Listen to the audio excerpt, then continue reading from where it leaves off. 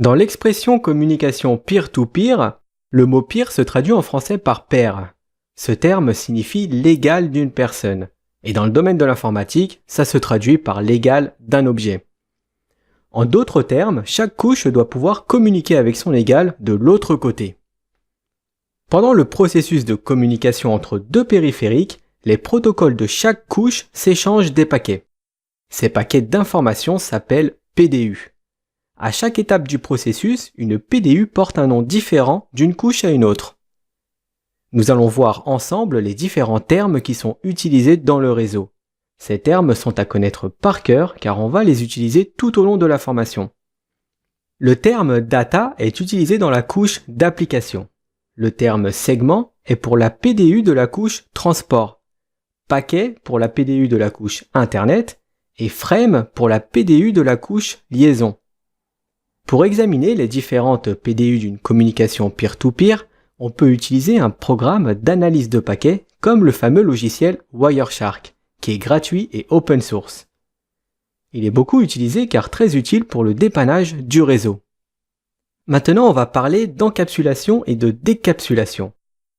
Les informations transmises sur un réseau sont encapsulées à l'envoi et décapsulées à la réception. On peut comparer cela aux poupées russes. Pour donner une image, c'est comme si on ouvrait un très grand cadeau dans lequel il y a une boîte. Et à l'intérieur de cette boîte, il y a encore une plus petite boîte, et ce jusqu'à ce qu'on arrive à son cadeau. L'encapsulation fonctionne de manière similaire dans les modèles OSI et TCP/IP. Les données utilisateurs sont envoyées d'une application à la couche d'application. La couche transport ajoute son en-tête de couche 4 aux données et la transmet à la couche Internet. Cette dernière ajoute sa propre en-tête de couche 3 et transmet les données à la couche en dessous, qui est la couche link, qui se traduit en français par liaison de données. Et la couche link ajoute à son tour son en-tête de couche 2 et finalise le tout avec un champ qui se nomme FCS pour détecter si les données sont erronées.